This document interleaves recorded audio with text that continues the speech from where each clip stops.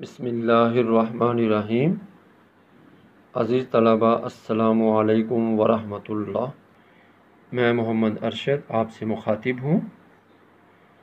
عزیز طلبہ، اس سے پہلے ہم الدرس ثانی الف مکمل پڑھ چکے ہیں، سمجھ چکے ہیں اور اس کے سوالات بھی کر چکے ہیں۔ آج ہم انشاءاللہ سورۃ الانفال کی آیات 38 تا 41 پڑھیں گے اور اسے سمجھنے کی کوشش کریں گے۔ قُل لِّلَّذِينَ كَفَرُوا، اے پیغمبر کفار سے کہہ دو، إِن يَنْتَهُوا يُغْفَرْ لَهُم مَّا قَدْ سَلَفَ، کہ اگر وہ اپنے افعال سے باز آ جائیں تو جو ہو چکا انہیں معاف کر دیا جائے گا۔ وَإِن يَعُودُوا فَقَدْ مَضَتْ سُنَّتُ الْأَوَّلِينَ، اور اگر پھر وہی حرکات کرنے لگیں گے تو اگلے لوگوں کا جو طریق جاری ہو چکا ہے وہی ان کے حق میں برتا جائے گا۔ مدد گزر چکی۔ پیارے بچوں، یہاں یہ بتایا گیا ہے کہ یہ لوگ پہلی امتوں کے حالات بار بار سن چکے ہیں۔ انہیں اچھی طرح معلوم ہے کہ جب ان امتوں نے اپنے نبیوں کی نافرمانی کی تو عذاب الہی آیا جس نے ان کو نیست و نابود کر دیا۔ ان لوگوں کی روش بھی اگر ایسی رہی تو ان پر بھی مکافات عمل کے قانون کی وہی دفعہ لاگو ہوگی جس کو یہ خود اچھی طرح جانتے ہیں۔ وَقَاتِلُوهُمْ حَتَّى لَا تَكُونَ فِتْنَةٌ،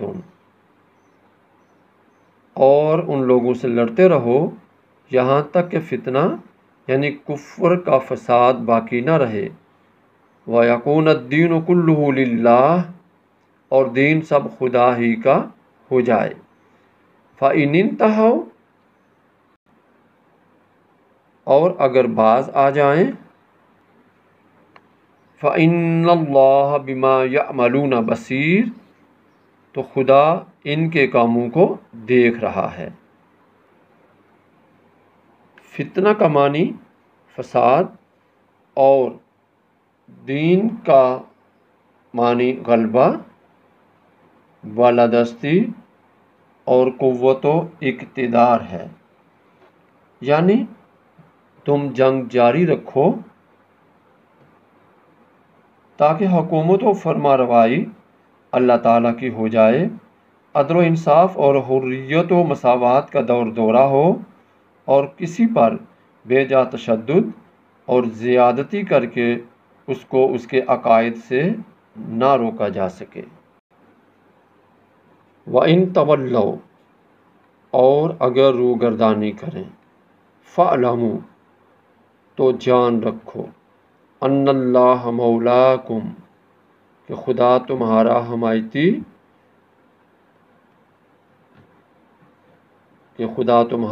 حمایتی ہے۔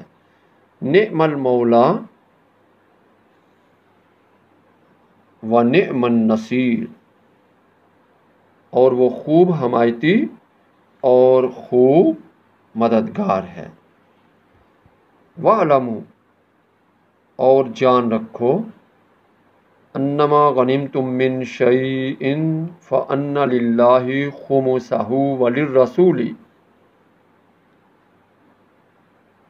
کہ جو چیز تم کفار سے غنیمت کے طور پر لاؤ اس میں سے 5واں حصہ خدا کا اور اس کے رسول کا، وَلِذِي الْقُرْبَى، اور اہل قرابت کا، وَالْيَتَامَى، اور یتیموں کا، وَالْمَسَاكِينِ، اور محتاجوں کا، وَابْنِ السَّبِيلِ، اور مسافروں کا ہے۔ ان کنتم آمنتم باللہ وما انزلنا علی عبدنا یوم الفرقان یوم التقى الجمعان، اور اگر تم خدا پر اور اس نصرت پر ایمان رکھتے ہو جو حق و باطل میں فرق کرنے کے دن یعنی جنگ بدر میں جس دن دونوں فوجوں میں مٹبیر ہو گئی اپنے بندے محمد صلی اللہ علیہ وسلم پر نازل فرمائی۔ واللہ علی کل شیء قدیر، اور خدا ہر چیز پر قادر ہے۔ عزیز طلبہ، آیت نمبر 41 میں غنیمت کا ذکر ہی ہوا ہے۔ وہ مال جسے کوئی فرد یا جماعت کوشش اور سعی سے حاصل کرے اسے لغت میں غنیمت کہتے ہیں۔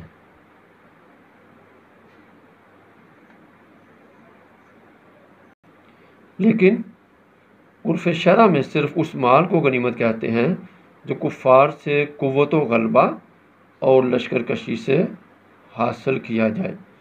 غنیمت کا مفہوم سمجھ لینے کے بعد اب اس کے متعلق جو ارشاد ربانی ہے اسے سمجھیے۔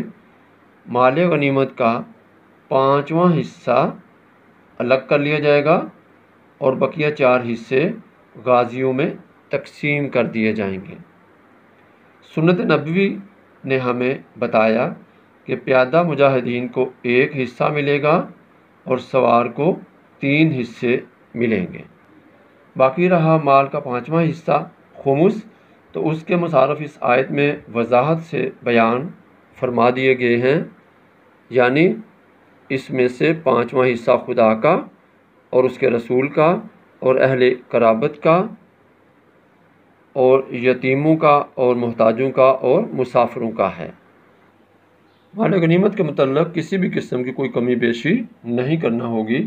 مال غنیمت کے متعلق یہ احکام جو تمہیں دیے جا رہے ہیں، اگر تمہارے دلوں میں نور ایمان ہے تو ان پر عمل کرنا ہوگا، اور اس سلسلے میں اپنی منمانی کرنے والے یہ سمجھ لیں کہ ان کو ایمان کامل کی لذت سے ابھی آشنا نہیں کیا گیا، اور فیضان نبوت سے فیضیاب ہونے والوں کے متعلق دنیا کو اچھی طرح علم ہے کہ انہوں نے تعمیل حکم کا حق ادا کر دیا۔ انہیں ان کے معلم و مرشد نے یہ حکم دیا کہ جو چیز غنیمت میں ملے اسے امام وقت کی خدمت میں پیش کر دو، خواہ وہ سوئی دھاگا ہو یا ان سے بڑی یا چھوٹی چیز، اور غنیمت میں خیانت نہ کرو، کیونکہ یہ دنیا میں باعث رسوائی ہے اور عقبہ میں موجب عذاب۔ جب ان صحرا نشینوں کے لیے کسریٰ کے قصر ابید نے اپنے دروازے کھول دیے اور اپنے قیمتی نوادرات اور تاریخی عجائبات کو ان کے قدموں میں ڈھیر کر دیا، مورخ کی نگاہ ان کا تعاقب کر رہی تھی، ہر چیز دل لبانے والی، آنکھوں کو خیرہ کرنے والی، بڑی بڑی خشک طبیعتوں کو للچانے والی۔ عزیز طلباء، لیکن مجال کہ ان غلامان مصطفیٰ صلی اللہ علیہ وسلم کے دلوں میں خیانت کا خیال تک آیا ہو۔